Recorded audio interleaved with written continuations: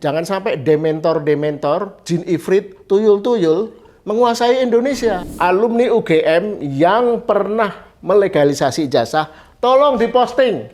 Apakah satu, semua legalisasi UGM itu tidak ada tanggalnya? Apakah itu hanya kecerobohan atau memang kesengajaan? Kejahatan itu selalu sesuatu yang tidak sempurna. Sindikat mafia ijazah palsu ini bekerja sudah sangat jauh. Nah, itu bagian dari operasi intelijen itu. UGM menyatakan tidak menguasai bukti bahwa pernah ada permintaan legalisasi dari pihak Jokowi.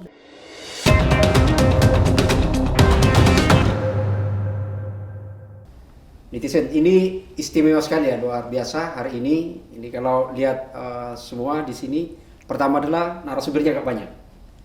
Dan yang kedua, ini adalah aktor yang selama ini ada hadir di persidangan Komisi Informasi Pusat. Mereka adalah personil dari Bon Jovi, bongkar ijazah Jokowi. Ini baru saja persidangan pembacaan putusan untuk berkaitan sengketa informasi kasus ijazah Jokowi dengan termohonnya adalah KPU RI, KPU DKI Jakarta, dan KPU Surakarta. Saya ingin memberi selamat dulu karena hasil putusannya adalah dikabulkan. Itu artinya yang selama ini misterius, tidak bisa dipegang, tidak bisa diraba, hanya bisa dilihat. Sekarang ini bisa dikantongi bahkan. Sekali lagi ini selamat ya, sudah terpilih. Tapi gini, pertanyaan pertama adalah, kan jauh sebelum putusan itu sebenarnya juga sudah ada putusan. Yaitu adalah pemohonnya Pak Bonatua. Dan bahkan mereka sudah mendapatkan juga ijazah gitu ya. Sebenarnya salinannya gitu ya. Ijazah. Kalau logika itu dipakai kan sebenarnya tidak perlu ada Bonjoy gitu ya. Sebenarnya apa sih yang membedakan ini? Gugatan dari yang dilakukan oleh teman-teman dari Bonjoy dibanding dengan yang dilakukan oleh Bonatua. Mungkin sebagai pemohon nih. Dari boleh dulu. Sekaligus menggambarkan suasana tadi pembacaan putusan itu gimana gitu loh sampai ini gitu. Sebetulnya ini juga berangkat dari bidang saya, sisi informasi. Jadi bahwa mengenai ijazah ini, kontroversi ijazah ini harus dituntaskan dengan meminta dokumen-dokumen terkait dari badan publik yang terkait. Nah, waktu itu kita rapat ya, merumuskan. Pertama adalah badan terkait itu dimulai dari bagaimana ijazah itu diterbitkan. Berarti yang kita minta pertama adalah dari UGM. UGM semua dokumen terkait mulai dari seorang mahasiswa masuk sampai dia lulus. Tuh. Lalu nggak cukup hanya UGM. Terus bahwa ijazah itu sudah pernah digunakan. Nah, di titik inilah yang membuat kita relevan untuk meminta permohonan ijazah ke UGM. Seandainya ijazah tersebut tidak pernah digunakan untuk mendaftarkan jabatan publik, mendapatkan jabatan publik melalui KPU, kita tidak berhak memohon mungkin ya sedetil itu ke UGM. Kalau ijazah itu cuma disimpan di lemari tidak pernah dipakai apa-apa gitu. Sebagai pribadi. Nah, enggak pernah kita bisa mungkin kita tidak berhak meminta ke UGM sebegitu banyak dokumen.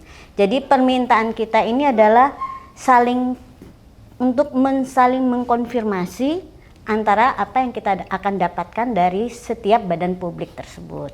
Bukankah sebenarnya ada respon Mas Roy menyatakan bahwa 1.000 triliun ini palsu, lalu kemudian ada Bonjoy bongkar ijazah Jokowi, apa sebenarnya di situ yang yang dilakukan atau yang didapatkan atau diteliti oleh RRT itu adalah ijazah, dan itu kita sebut sebagai proses untuk salah satu cara untuk memvalidasi. Tapi kalau kita melakukan penelusuran ke akar sejak seorang itu masuk sampai selesai, berarti kita melakukan proses verifikasi terhadap penerbitan ijazah tersebut dan setelah dia digunakan. Makanya ini perbedaannya ya, bahwa kita tidak memohon hanya ijazah, tapi semua dokumen yang mendukung penerbitan dan semua dokumen ketika ijazah itu digunakan. Makanya yang kita minta ke KPU tidak hanya ijazah, sebetulnya semua berkas semua berkas yang didaftarkan oleh calon sebagai persyarat untuk mendaftar. Artinya ingin menyebut bahwa ijazah itu harus dipastikan prosesnya itu lahir ijazah itu ya, udah sah benar. dari akad gitu ya. Ya. Tidak boleh lahir dari anak haram Oke. konstitusi. Terus ketika dia gunakan semua berkas itu termasuk bukti legalisasi dan verifikasi. Itu juga kita confirm ke UGM. Oke. Tapi kan faktanya kalau kita lihat ya, ini secara publik kita lihat di selama proses persidangan, mungkin Mas Lukas bisa ini. Selama proses persidangan itu di KIP, publik melihat bahwa seolah-olah ya ada kesan yang muncul KPU itu kan ada rada-rada yang disembunyikan gitu loh. Bahkan mungkin secara lebih ekstrim lagi menyebut bahwa ini KPU lebih cenderung melindungi yang pernah menggunakan ijazah itu, bahkan jauh lebih ekstrim lagi menyebut bahwa KPU seolah-olah menjadi bagian dari juru pribadinya konspirasinya gitu. Itu gimana sebenarnya di persidangan ini? Gini, terlepas dari proses administratif teknis persidangan di KIP ya, yang memang persidangannya kan sangat administratif ya, karena menyangkut dokumen. Jadi kalau tadi pertanyaan apa yang membedakan dengan Bonatua gitu kan? Nah, enaknya kita setelah putusan Bonatua itu kan sudah ada jurisprudensi. Bonatua menang dan nggak ada pilihan lain bagi KPU untuk juga memenangkan Bon Jovi. Meskipun sebenarnya hampir sama ya kita memasukkan gugatan ke KPI itu. Nah, kalau saya melihat dari narasinya begini, narasi bagi publik untuk melepaskan teknis-teknis administratif tentang gugatan dokumen itu adalah narasinya begini. Nah, gugatan Bon Jovi itu lebih lengkap sebagai narasi. Karena kita menggugat KPU, UGM, dan kepolisian. Nah, kalau secara naratif ini ibarat aliran sungai yang menjadikan Jokowi terpilih sebagai presiden, hulunya itu memang KPU dulu. Nah, ketika KPU tidak menjalankan fungsinya dengan benar, tidak melakukan yang kita gugat itu melakukan verifikasi faktual, hanya verifikasi administratif, sudah dicap maka lolos gitu kan. Tidak apakah capnya itu benar, kenapa warnanya beda-beda, kenapa capnya tidak ada tanggal, itu tidak dipersoalkan di KPU. Nah, baru kita persoalkan sekarang. Nah, hulunya di KPU. Kemudian di tengahnya ada UGM. Ketika kita tahu KPU kinerjanya sembarangan, tidak serius dalam memastikan memvalidasi dokumen-dokumen calon presiden ini yang kebetulan Jokowi. Nah, kita kemudian bertanya ke UGM. Makanya pertanyaan ke UGM itu banyak sekali, ada 20 jenis dokumen. KPU hanya 7 atau 8 ya. Nah, kemudian hilirnya adalah Polda Metro Jaya nanti. Nah, ibarat pertandingan 3 babak, kita sudah menang pertandingan pertama. Kita memukul KO KPU kan, dia harus membuka. Kita tahu sejarahnya. Nanti Bang Petrus bisa menambahkan. Pada Agustus 2025, KPU menerbitkan keputusan KPU nomor 731. Di mana saat itu jelas ada 16 jenis dokumen presiden dan wakil presiden dianggap rahasia, tertutup, tidak boleh, publik tidak boleh mengakses. Waktu itu ramai, termasuk kita mempersoalkan, kemudian 1 bulan kemudian dicabut. Nah, itu indikasi kuat. KPU memang ingin merahasiakan. Barangkali ada segelintir ada persoalan. Motif apa tuh sampai KPU? Ya, KPU ingin mereka tidak mengerjakan PR aja. Kalau kita punya pemikiran yang tidak terlalu negatif ya. Artinya mereka hanya kerja pas-pasan, pas bandrol, mereka tidak ingin diusik kerja buruknya di masa lalu, mereka ingin naik jet pribadi kemana-mana, jadi kerja-kerja yang sifatnya sembarangan gitu. Nah, ketika kemudian setelah KPU itu, dan kita tahu KPU tidak konsisten kan, kita tahu antara KPU Solo beda dengan KPU DKI dan KPU Jakarta. Nah, selain inkonsisten dari 5 kali sidang kan mereka kayak mencela-menceli gitu. Kemudian juga di mana Solo melakukan insubordinasi. Kita dapat salinan ya walaupun disensor dapat dari pusat, KPU pusat dan Jakarta, tapi Solo sampai detik ini tidak pernah memberikan. Dan di persidangan tidak hadir. Dan hadir di persidangan bolos, sengaja membangkang sepertinya. Dan mereka merasa tidak peduli, tidak merasa harus datang. Itu menurut saya memang KPU ini harus dicatat oleh sejarah sebagai KPU paling selebor ya. Nah, jadi kepada masyarakat yang perlu kita tekankan adalah narasinya begini. Jadi 3 pertandingan ini KPU sudah kita kalahkan KO. 3-0. Minggu depan ya. Minggu depan dengan UGM. Ya. Nah, kita ingin tahu, kita ada 20 jenis dokumen.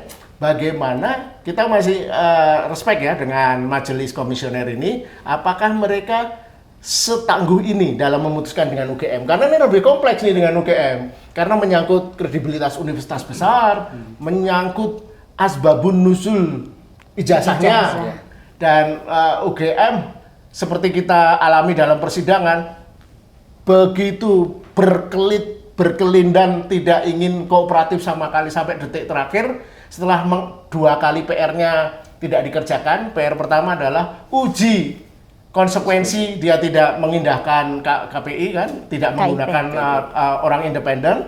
Kemudian juga terakhir mereka malah seperti sudah putus asa, berharap segala putusan kita hanya mengikuti apapun putusan KPI. Dan mereka tetap tidak akan menyerahkan dokumen ke kita, ke publik. Mereka hanya akan menyerahkan ke lembaga publik, badan publik. Jadi kita nanti meminta ke badan publiknya. Dia pindahkan tanggung jawab. Iya, dia pindahkan coba tanggung jawab, ngeles gitulah. Nah, itu paling menarik itu. Tapi pertandingan yang paling ultra menarik, the war that end all wars, dengan Polda Metro Jaya. Karena hilirnya ada 505 dokumen yang diserahkan UGM ke kepolisian. Bukti apa? Bukti kejahatan. Kan dokumen dalam nanti biar diserahkan Bang Petrus. Siapa sih yang melakukan persoalan ini? Teman-teman yang melakukan fitnah itu, tapi kan mereka tidak disita satupun apapun dari mereka, karena mereka tidak melakukan kejahatan. Mereka hanya mempertanyakan. Hanya di negara otoriter bertanya tentang ijazahnya, validasi ijazahnya presiden dianggap fitnah. Dan tadi kebetulan sebelum sidang saya baca ada poster di ruangan KIP. Hanya di negara pemerintahnya otoriter cenderung ingin merahasiakan informasi. Di negeri demokrasi, informasi dibuka. Nah, itu sifat itu yang kita sayangkan, sifat UGM. Saya mau tanya ke Bang Petrus ya, soal pernyataan tadi, soal tulisannya itu gitu ya. Ini kan sudah menang nih, Bang Petrus, Pak Samsir dan Pak Jimmy gitu ya. Ini kan Bon Jovi sudah menang nih, dikabulkan gugatannya. Sebagian, tapi sebenarnya total, karena kan yang ini tuh kan cuma nomor induk MPWP-nya kan yang di hitam segitu gitu. Nah, artinya kan KPU harus menyerahkan seluruh dokumen yang diminta oleh Bon Jovi. Itu adalah prasyarat ketika maju mencalonkan diri sebagai calon gubernur, calon wali kota, calon gubernur, dan kemudian calon presiden gitu.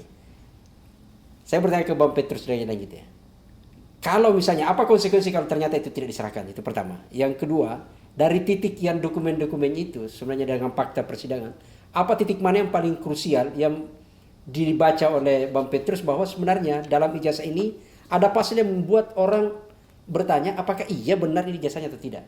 Apakah dokumen ini bersesuaian atau tidak gitu ya? Di titik-titik mana yang paling krusial yang kemudian akhirnya KPU memang seolah-olah menyembunyikan kasarnya gitu ya dokumen ini. Ya, terima kasih. Jadi terkait dengan proses Bon Jovi di KIP ini atau KIP, Bon Jovi ingin mempersiapkan perjuangan jangka panjang. Pertama karena Bon Jovi mau mencoba mengangkat ini dari bagian hulunya. Seperti yang dijelaskan Ibu Leoni dan Pak Lukas tadi. Bagian hulu dari perjuangan ini yaitu kita ingin meminta dokumen mulai dari saat pertama dia mendaftar sampai dengan dia mendapatkan ijazah itu. Karena kalau perdebatan soal palsu atau asli ini selesai, pekerjaan kita belum selesai. Karena kita ingin memastikan apakah ijazah yang disebut asli itu sah atau tidak. Karena dalam banyak kasus, ketika seseorang dinyatakan ijazahnya asli, ternyata ijazah itu setelah diteliti dari bagian hulunya, ya, itu ijazah tidak sah. Walaupun dikeluarkan dan diakui oleh perguruan tinggi yang bersangkutan, ya katakanlah dalam hal ini ijazah Jokowi disebut dari S1 Fakultas Kehutanan. Tetapi ternyata kemudian ijazah yang dikeluarkan oleh fakultas dari universitas yang bersangkutan itu ternyata mahasiswanya tidak pernah kuliah di situ atau kuliah di situ tetapi tidak selesai. Jadi asli tapi dia palsu. Sehingga keabsahannya akan dipertanyakan dan harus diuji pada tahap lain lagi. Artinya ada ijazah yang muncul prematur. bisa prematur, bisa juga setelah sekian tahun dia nggak pernah kuliah, terus dia minta. Bukan pernah. Ini kan kerjasama antara yang bersangkutan dengan oknum-oknum di perguruan tinggi yang bersangkutan, bahkan sudah digarap juga pihak KPU. Nanti kalau datang ketemu pejabatnya si A atau si B, nanti dia yang akan menjawab. Jawabannya pun sudah di-setel semua. Itulah yang membuat persoalan ijazah palsu di Indonesia ini tidak pernah selesai dituntaskan. Apakah itu berkaitan dengan sikap KPU, keputusannya untuk kemudian tidak melakukan verifikasi faktual Oh iya, terhadap dokumen itu? verifikasi faktual itu selama ini tidak dilakukan karena itu tadi sindikat mafia ijazah palsu ini bekerja sudah sangat jauh.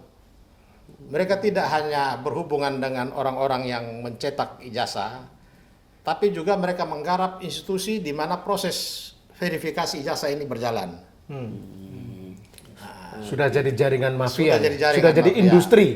Dan Industri. yang paling banyak menghasilkan atau memproduksi dan membuahkan orang-orang yang berijazah palsu ini, mayoritas itu pejabat yang lahir dari proses pemilu dan pilkada. Politis. Sehingga kemarin itu gagasan beberapa menteri membentuk Satgas penanganan ijazah palsu, harusnya KPU juga masuk dalam bagian itu. Dia harus ada di dalam salah satu pimpinan yang ada di dalam Satgas. Dan dia yang harus digarap. Atau setidaknya menggunakan data Satgas? Ya, atau Satgas memperluas Koordinasi. jaringannya. Karena kalau kita lihat dari keputusan Satgas kemarin, itu hanya ASN di kementerian dan lembaga tanpa menyebut KPU. Itu yang jadi soal. Seolah-olah ijazah palsu atau dugaan ijazah palsu di kalangan pejabat ASN itu hanya digunakan dan dimiliki oleh ASN di hampir semua kementerian dan lembaga. Padahal yang dihasilkan melalui proses pemilu dan pilkada itu justru lebih banyak. Dan itu dimulai dari sejak reformasi. Karena pada waktu reformasi, syarat untuk menjadi caleg atau menjadi, ya terutama caleg ya, harus paling kurang ijazah SMA. Sementara begitu banyak partai ingin mendapatkan caleg, tapi caleg yang datang tidak punya ijazah. Bahkan ada partai yang menyatakan yang penting bawa ijazah. Soal dia ijazahnya asli atau tidak itu urusan nanti. Nanti kita atur. Nanti diatur. Pak Samsir, saya lihat tadi di persidangan tadi itu kan banyak mencatat-catat Pak, ketika pembacaan putusan itu kan memperhatikan betul gitu ya. Apa sebenarnya dari yang bisa diceritakan kepada publik dari persidangan tadi putusan itu sampai kemudian majelis itu yakin menyatakan bahwa seluruh dokumen dinyatakan terbuka.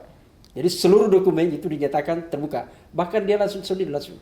Ketika yang waktu KPU DKI kan disebut dokumen Joko Widodo dinyatakan terbuka. Iya, tentunya hari ini 13 Februari ya 2026. Saya lihat pada saat pendaftaran itu tanggal 14 Oktober 2025. Jadi prosesnya panjang. 1 hari, 4 bulan kurang 1 hari. Hanya untuk membuka dokumen pejabat negara yang bernama Joko Widodo ini.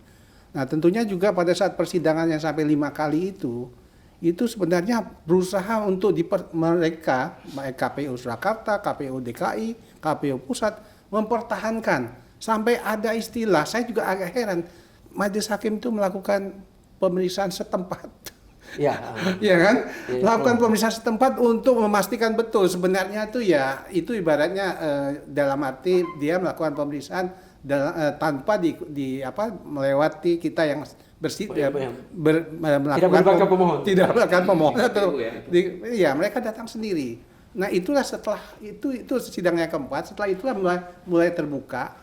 Sehingga pada saat tadi dia bacakan, dia begitu yakin ya, majelis hakim itu yang Pak Sam bilang tadi, kalau apa yang dia sampaikannya itu ya tentunya dalam undang-undang di Komisi Informasi Publik Undang-Undang Nomor 14 2008 itu pasal 17 18 itu sebenarnya udah jelas. Tapi sidang kita kedua, ketiga, keempat itu masih dibulak-balik juga. Nah, itu tentunya sudah membuat keyakinan, termasuk juga Undang-Undang Nomor 27 Tahun 2022 tentang PDP ya, perlindungan data pribadi. itu kan sebenarnya udah ada sebenarnya. Tentunya kalau kita lihat ya dalam arti proses persidangan yang sampai hampir 4 bulan itu tentunya nggak mesti segitu lamanya ya, karena undang-undang udah ada mengatur semua. Sampai akhirnya tadi itu semuanya udah dibuka juga semua yang mereka juga mesti menerima. Saya pikir ini awal yang baik ya, sehingga juga untuk ke depan kita bangsa Indonesia ini untuk para pejabat ataupun siapapun yang ingin menentukan jati dirinya ya tentang statusnya, dia bisa begitu, dia akan betul-betul hati-hati. Tidak seperti yang Pak Petrus sampaikan tadi, semuanya bisa, pokoknya bawa ijazah ya Nanti semuanya kita atur. ya? Nanti kita atur. Nah ini ya tentunya, karena memang ini kan apa-apa yang dilakukan ini kan mereka akan menghadapi permasalahan pidana ya. Jadi Saya itu penasaran gini, termasuk Bandung ya. Ini sepertinya ada anomali ya. Kalau kita lihat tuh perguruan tinggi kan yang saya sebut adalah dia penopang demokrasi. Harusnya yang diperbincangkan dari tadi UGM bukannya menutup diri, bukannya defensif, harusnya dia bersama dengan Bon Jovi. Karena ini kan demi kebenaran untuk dia. KPU dengan anggaran yang begitu besar dari 73 triliun lebih itu sebenarnya, saya agak lupa angkanya total ya, tapi lebih dari 10-an triliun itu adalah biaya sosialisasi mengkampanyekan sebenarnya soal transparansi. Bahkan kalau di total dari semua itu sebenarnya adalah kan misinya integritas pemilu. Berarti kan keterbukaan gitu ya. Tapi kok ini apa sebenarnya yang terjadi itu Bang? Sampai kok bisa gini gitu ya? Coba atau Benjamin dulu. Oke, terima kasih. Pertama-tama saya juga bersyukur ada kemenangan masyarakat Indonesia, bukan kemenangan Bon Jovi ya. Iya. Karena apa yang kami minta ke Komisi Informasi Pusat dikabulkan semua.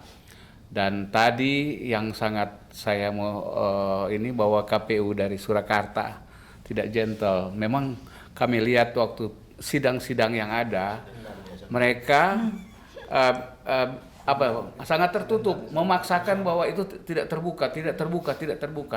Dan akhirnya fakta-fakta yang ada dan pertimbangan majelis KIP tadi, bersyukur mereka kabulkan semua apa yang kami minta sehingga putusan kami diterima, dikabulkan. Jadi kalau mau lihat tadi pertanyaan sampai harusnya kan mereka yang lebih pionir di depan untuk membuka gitu loh. Harusnya, tapi faktanya mereka nggak mau, tertutup. Memang nggak, mereka seperti tadi saya bilang tadi, KPU Surakarta tidak mau hadir gitu.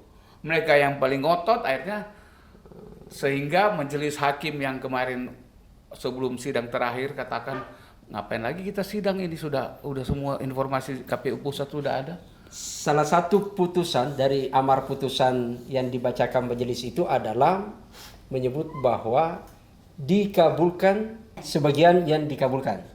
Sebagian yang tidak dikabulkan itu karena ada tadi MPWP nomornya dengan NIK. Sebetulnya yang sebagian itu kalau ada, kan kita mintanya berkas ya. Ya. Kalau berkas itu kalau ada KTP, semuanya. NIK-nya di Nah, jadi kalau ada Stabilo. misalnya bagian dari berkas itu mungkin ada salinan KTP, salinan NPWP. Ya.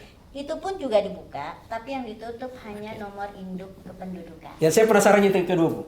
Ketika dia menyebut begini, salinan nilai ijazah. Itu kan dibuka. Iya. Ya kan?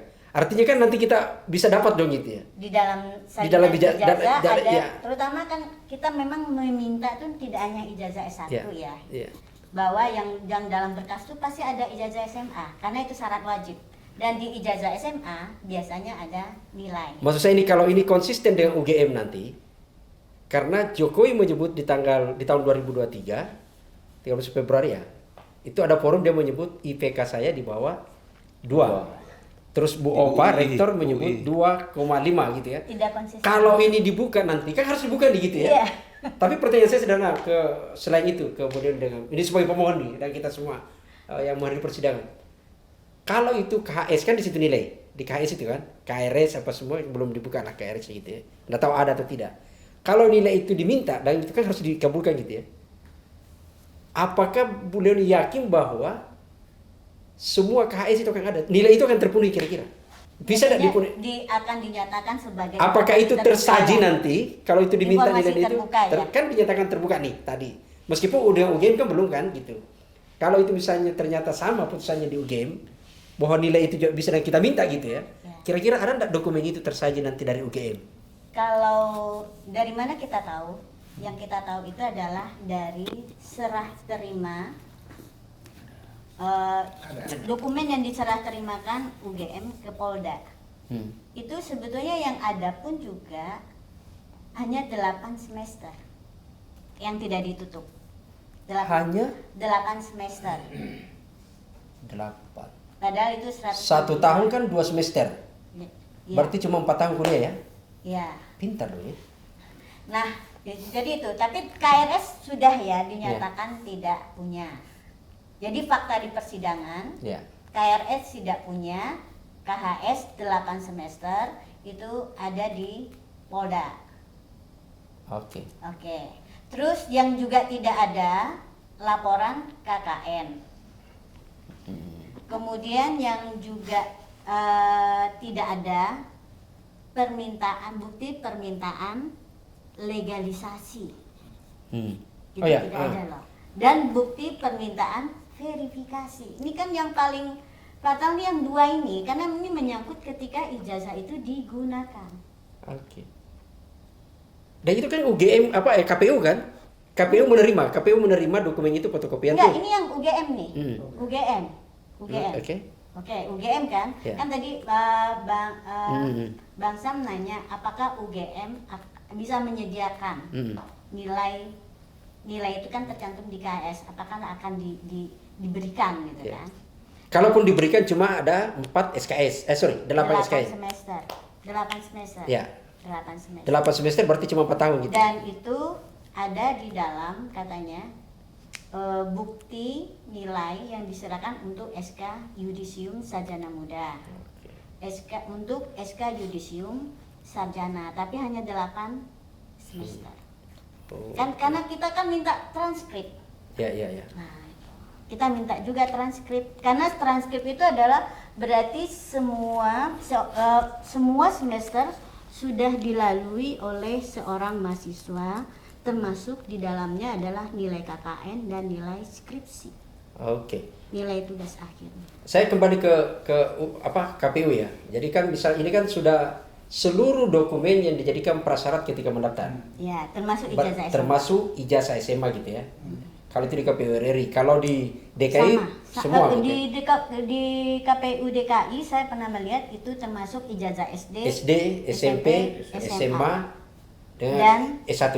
S1. Itu harus dipenuhi gitu ya. Ya. Nah, tapi kan kemudian kalau kita lihat soal ini sekaligus kan Pak Lukas kemarin sangat bersuara lantang nih. Pertama adalah ternyata dokumen salinan fotokopi ijazah itu kan disensor meskipun kan ada ternyata tintanya, stempelnya berbeda. Yang kedua ternyata Nggak ada tanggal. tidak ada tanggal. Itu gimana tuh kalau ini? Yang penting Sikap adalah Bonjowi ketika ternyata tidak tanggal itu gimana? Yang penting adalah UGM menyatakan tidak pernah ada, mereka tidak punya dokumen permintaan legalisasi. Itu penting dicatat. Karena nggak SOP juga nggak ada di UGM. SOP-nya bahkan nggak ada. Jokowi tidak pernah. Bukan. UGM menyatakan tidak menguasai bukti bahwa pernah ada permintaan legalisasi. Dari pihak Jokowi. Dari tim yang mengusung Jokowi Ya. lah ya. Sementara di KPU kita lihat ada 3 legalisasi yang berbeda. Itu baru dari KPU RI dan KPU DKI. Ya. Jadi belum KPU Surakarta. Jadi kemungkinan ada Jokowi spesial gitu, Ya. nggak tanpa ada SOP. Kalau yang lain Misteri. harus misteri. Sekarang pertanyaan kita meminta loh siapa pihak yang melakukan legalisasi. Gitu. Kita Ya. tanya pihak melakukan legalisasi dan hasilnya bagaimana. Dan itu nanti apakah akan kita dapatkan dari UGM? Nah itu pertanyaan. Ya. Tapi ini seperti ada skenario. Ya. Jadi ketika kita mulai memproses mengenai soal ijazah dan semua ikutannya di ya, ternyata UGM berlindung di balik 505 dokumen itu sudah di Polda. Dan 500 dokumen di Polda itu bisa memakan waktu 2-3 tahun karena proses hukum ini kan panjang. Itu baru satu perkara mengenai pencemaran nama baik. Kalau saja nanti setelah ini muncul lagi perkara orang laporkan mengenai dugaan ijazah palsu, maka dokumen itu akan berkepanjangan di tangan polisi. Sehingga sulit bagi kita untuk mendapatkan, dapat melihat terutama, atau dapatkan fotokopinya atau diperlihatkan oleh UGM, karena semua ada di tangan polisi. Karena begitu di tangan penyidik, itu mekanismenya sudah berbeda lagi. Itulah menjadi alasan sampai Bon Jovi menggugat Polda. Ya, itulah dengan digugatnya Polda ini, kita berharap KIP punya keberanian lebih. Dan perintahkan bahwa ketika masyarakat ingin mengetahui, Polda harus perlihatkan tanpa harus memperoleh fisiknya. Sebetulnya ada di dalam persidangan. Majelis mempertanyakan, masa UGM tidak punya salinannya? Masa diserahkan mentah-mentah seperti itu? Akhirnya UGM mengakui mereka menyimpan salinannya. Nah, itu. Jadi, Ada salinan. jadi yang menarik kan begini ya, karena putusan yang mengabulkan salinan ijazah itu yang tadinya yang diberikan kita sudah disensor kan, tapi sensor itu sudah hilang, sudah yang diberikan ke Bonatua misalnya dan akan diberikan ke kita salinan ijazah yang tanpa sensor. Nah itu ibarat rangkaian batu-batu misteri kerahasiaan ini kan sudah kebuka nih. Oh ternyata udah fix bahwa salinan ijazah itu tidak tidak ada tanda tangan kapan itu dilegalisasi, tadi dijelaskan Mbak Leoni, dan juga tidak jelas ada permintaan legalisasi, dokumen permintaan legalisasi itu tidak ada. Nah batu yang sudah kita bisa ungkap itu menjadi bahan bagi kita. Kita memang sulit lah, Kak. Saya setuju dengan Bang Petrus tadi bahwa kalau kita hanya mengandalkan penjelasan dalih atau keterangan lembaga-lembaga formal seperti UGM, kepolisian, kayaknya memang jalan buntu. Karena mereka memang ingin menutupi, termasuk KPU. Nah, yang bisa kita lakukan misalnya gini, ini dengan logika yang paling sederhana ya, soal stempel itu tadi, stempel yang tidak bertanggal. Nanti kita dengan sangat mudah itu merecek, check and recheck, memverifikasi. Nanti kita akan cari, kita minta ke publik alumni UGM yang pernah melegalisasi ijazah, tolong diposting. Apakah satu? Semua legalisasi UGM itu tidak ada tanggalnya. Kalau saya bertanya sama Mbak Lukas, kalau diserahin nih berkas tanda tangan, tidak ada tempat, tidak ada tanggal, tidak bisa ada tanda tangannya. Lah ya justru itu, artinya kan itu satu kerja, kalau itu manipulasi itu selebor, kejahatan itu selalu ada sesuatu yang tidak sempurna gitu kan. Nah barangkali saat itu ketika memalsukan ijazah itu menjadi bisnis yang biasa. Pramuka waktu itu industrinya di sana, pabriknya, itu dianggap halah gitu kan. Nah itu tidak bisa, kita tidak bisa lagi ke depan ini lesson-nya membiarkan praktek-praktek yang salah itu terus berlangsung. Nah itu tadi yang saya ingin sampaikan, ini terungkapnya ini nanti kita yang harus proaktif membuktikan. Jadi Bon Jovi tidak akan selesai hanya dengan nanti 2 minggu lagi kita juga akan dapat salinan ijazah. Tapi kan pasti sama dengan yang diterima saudara Bonatua itu. Maka yang kita lakukan bukan hanya oke, sudah terima, that's it. Yang kita lakukan adalah nanti kita akan sounding, beraudiensi dengan Kementerian Menpan, Pendayagunaan Aparatur Negara yang tahun 2015 pernah mendirikan Satgas rencana, mendirikan Satgas anti pemalsuan ijazah, tetapi tidak ditandatangani Jokowi, mungkin karena Jokowi tahu ini akan menyerang balik gitu ya. Nah kemudian kita juga ada ketentuan di Arsip Nasional itu dokumen-dokumen pejabat itu harus diserahkan ke Arsip Nasional, dan ternyata kan tidak ada itu. Dokumen yang asli? Bukan, dokumen salinannya. Itu juga tidak ada. Jadi yang benar yang dari KPU itu. Pertanyaannya apakah itu hanya kecerobohan atau memang kesengajaan? Nah itu semuanya yang kita yang harus mengungkap kayaknya.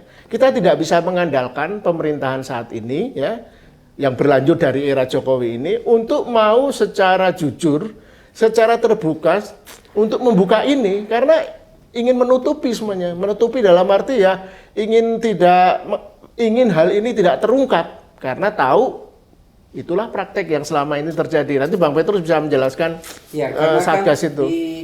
Sebelum kita ke Satgas itu kan misalnya di soal legalisasi ijazah ya, selain tidak ada tanggal. Nah satu lagi, selain soal tanggal kan, itu kan ditandatangani asumsinya tahun 2014, tahun 2019 ya kan? Dua stempel. Sekali pakai, iya. Nah, kan ada namanya. Nanti kita akan lacak nama-nama itu. Berarti dia apakah betul pegawai UGM? Pejabat di situ. Pejabat UGM saat yang memberikan itu. Nah, itu kan UGM yang kemarin dalam persidangan selalu menjawab kami tidak tahu, kami tidak ya intinya kan berdalih. Mestinya kalau UGM itu benar-benar terbuka ketika ada pertanyaan, ingat nggak sidang terakhir soal 2 stempel itu mereka juga bilang tidak tahu. Iya. Nah, berarti mereka tidak pernah belajar untuk mengerjakan PR, pekerjaan rumah. Ini ada persoalan serius di mana UGM harus bisa menjelaskan ke publik. Jangankan mau menjelaskan ke publik, di sidang KIP pun mereka ogah-ogahan dan cenderung. Nah, nanti kita akan lacak itu semua. Jadi mau tidak mau memang tim Bon Jovi harus bergerak semakin masif ya. Kita tidak hanya puas mendapat salinan-salinan. Jadi sebetulnya yang perlu kita lakukan pemeriksaan pertama, cross check ya antar badan publik ini adalah legalisasi. Keabsahan dari legalisasi. Karena UGM menyatakan tidak menguasai dokumen permintaan legalisasi itu, dan di KPU sementara ada, tapi belum pernah menyatakan dengan state bahwa ini yang melegalisasi pihak yang mana. Saya ada penasarannya gini loh, sebelum ke soal Satgas itu ya. Penasaran saya itu gini. Ingat waktu sidang dengan dengan KPU, itu kan KPU menyatakan bahwa kalau soal verifikasi faktual itu adalah kalau ada sanggahan. Itu satu. Kedua adalah kalau misalnya Ini dalam berarti yang ijazah soal yang kedua ya, poin kalau misalnya di verifikasi. soal ijazah itu ternyata di saat legalisirnya itu ada expire. Misalnya dia ternyata hanya sampai tahun 2024, ternyata di daftarnya 2005, berarti kan harus verifikasi ulang. Tapi ini kan tidak ada tanggal. Kok dia tidak verifikasi gitu loh? Itu apakah itu bagian modus atau itu gimana tuh? Dan tunggu, tanggal itu kan gunanya, kalau misalnya kita gunakan legalisir untuk tahun 2014, maka di 2019 kalau maju lagi harus legalisir lagi. Karena tanggal itu menentukan untuk Penggunaan. berikutnya. Artinya itu secara hukum gitu ya? Iya. Artinya kalau tidak ada tanggal dalam dokumen itu berarti secara hukum tidak sah. harusnya ditolak oleh KPU. Jadi ada kelalaian atau kesengajaan entah ya, tapi itu tidak sesuai. Oke, dari sekian banyak persoalan ini kan sudah menang nih.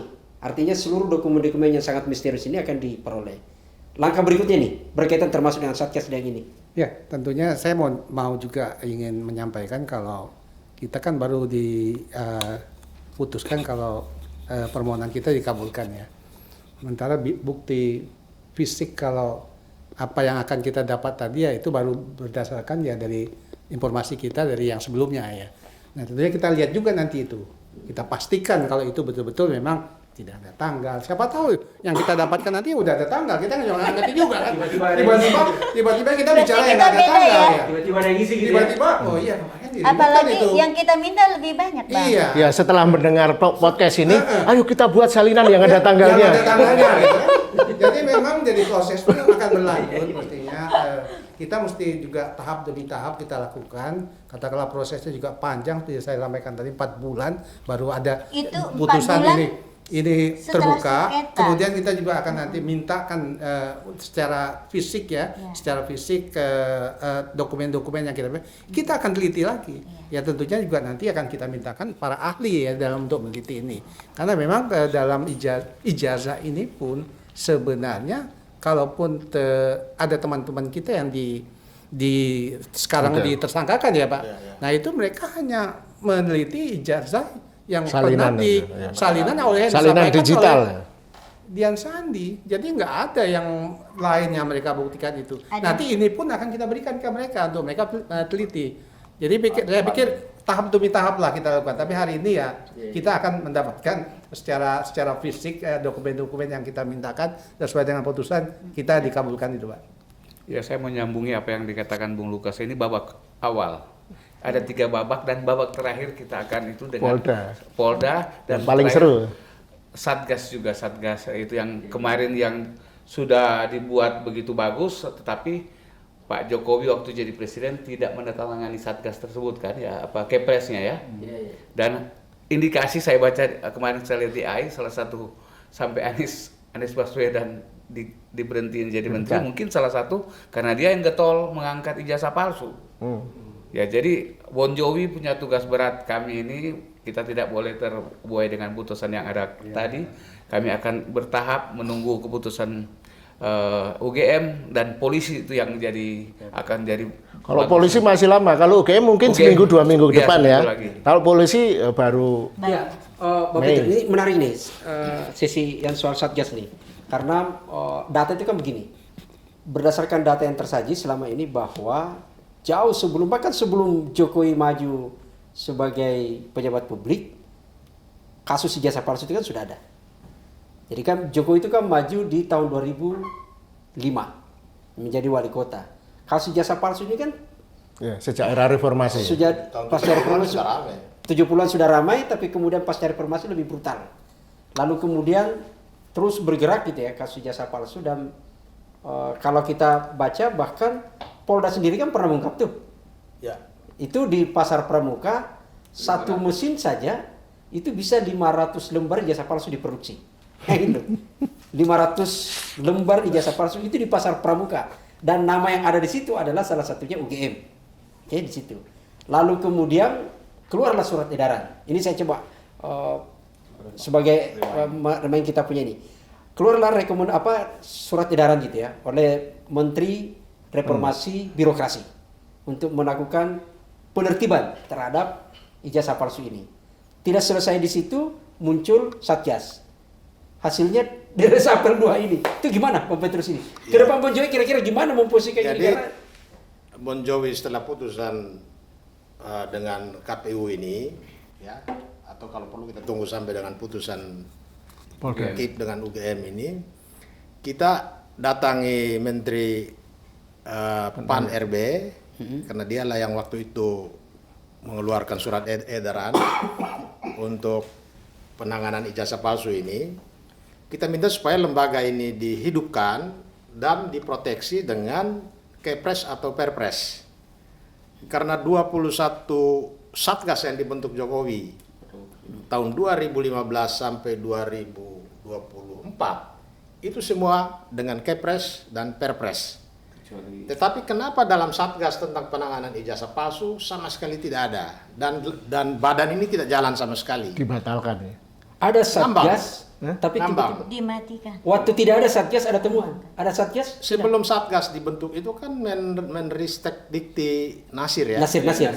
Itu sidak ke setiap perguruan tinggi yang diduga Jual beli memproduksi, ijazah. ya, jual beli ijazah.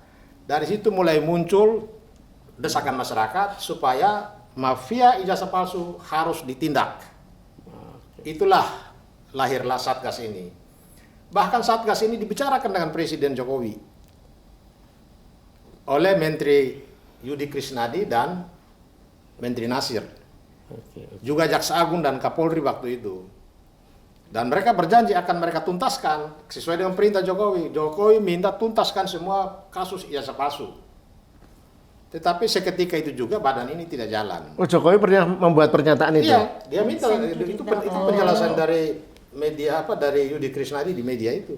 Jadi dia tidak walk the talk. Dia ngomong dia ngomong ya ada dituntaskan, tapi dia tidak mau menandatangani SK Satgas itu. Tidak mengeluarkan Kepres atau karena ini kan lintas lembaga dan kementerian. Setiap Satgas yang dibentuk lintas lembaga dan kementerian itu selalu dengan Kepres. Karena itu kan mengatur semua. Pembacaan Mas Lukas itu sampai Jokowi tidak tanda tangan itu, padahal sudah ada pernyataan ini. Apakah? Iya, ini kayak film politisi gitu? ada satu film Hollywood yang judulnya Chinatown. Ya, Jadi ada katakanlah semacam wali kotanya gitu meminta kejahatan itu diberantas. Nah, kemudian dia menugaskan seorang detektif yang hebat untuk melacak tentang pembunuhan satu aktris gitu. Nah, endingnya setelah dilacak-lacak, oh ternyata dalangnya itu wali kota itu sendiri. Dan begitu sudah ketahuan endingnya kayak gitu, langsung ditutup. Nah, seperti ini artinya 21 Satgas, ya dia mau tanda tangan begitu. Loh, ini Satgas soal praktek pemalsuan ijazah bisa kena nih saya. Dan hanya Mahkamah Agung yang memfollow up surat edaran ini dengan mengirim surat ke seluruh ketua pengadilan tinggi di Indonesia agar perintahkan ketua pengadilan negeri seluruh Indonesia meneliti setiap ijazah baik pegawai ASN di pengadilan maupun hakim-hakim. Jadi negara pernah punya program yang cukup bagus ya. Cukup bagus. Jadi Bon Jovi setelah ini, Nomenklaturnya cukup bagus tuh. Bon Jovi harus bertemu dengan Menpan RB, Menristek Dikti, dan juga Jaksa Agung atau Kapolri. Ya. Mendesak Kita supaya agendakan. lembaga ini dihidupkan lagi, karena putusan KIP ini modal besar buat kita. Jadi hak publik untuk mengetahui semua dokumen pribadi pejabat publik sudah saatnya harus dibuka, dipublikasikan.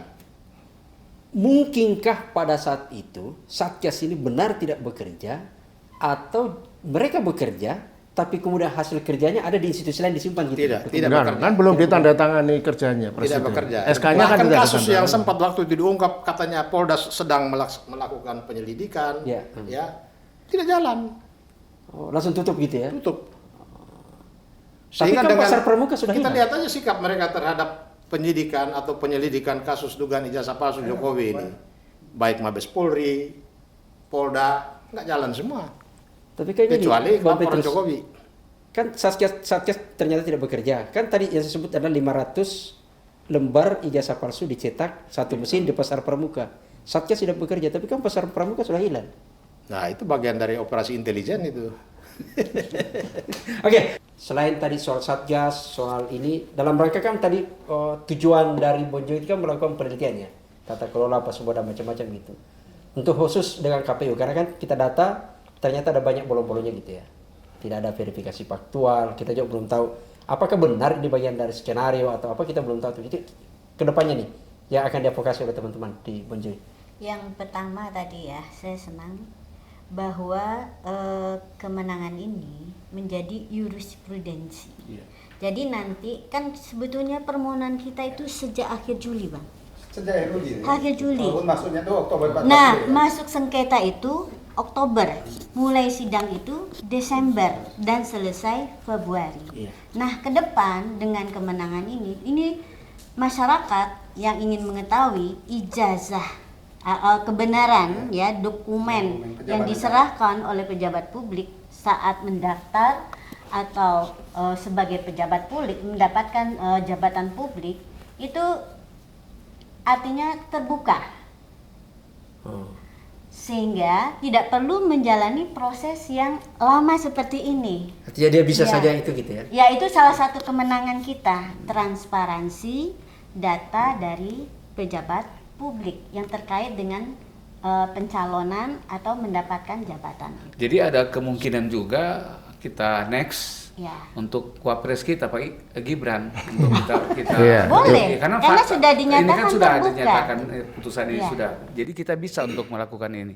Ini untuk kepentingan rakyat ya, Bu, untuk kepentingan yang lain. Dan harapannya adalah prosesnya tidak sepanjang ini. Iya. Jadi- Karena sudah ada Sudah ada putusan. jurisprudensi. Jadi wacana publiknya begini, kita ini semacam kita self appointee ya Bon Jovi sebagai perwakilan representasi masyarakat. Kita ini sekarang memang bertugas ingin membangunkan Indonesia Ya. dari slumber, tidur panjang, keacuhan ya, bahwa negara itu kita belajar dari kasus reformasi yang sekarang dikhianati ini oleh elit politik, khususnya paling parah di era Jokowi ini adalah elit politik itu sudah mempermainkan negara ini ya. Jadi lembaga-lembaga sudah dibeli, sudah dimanipulasi dan sebagainya. Tapi kan tidak ada kejahatan yang sempurna, tidak ada kegelapan yang sempurna, selalu ada lilin, selalu ada lampu listrik, apalagi sekarang era digital. Nah, artinya tugas Bon Jovi menurut saya ya, yang akan masih panjang ini berlanjut adalah itu tadi, membangunkan lembaga-lembaga negara yang masih diisi orang-orang yang benar, lembaga-lembaga atau individu-individu yang dalam istilah saya the island of integrity. Tidak semua orang mau terlibat konspirasi ini pasti. Komisi Informasi sudah menunjukkan itu dalam kadar tertentu ya. Mereka tidak tunduk pada Parcok, tidak tunduk pada geng Solo dan sebagainya. Dan kita punya peluang menurut saya begini.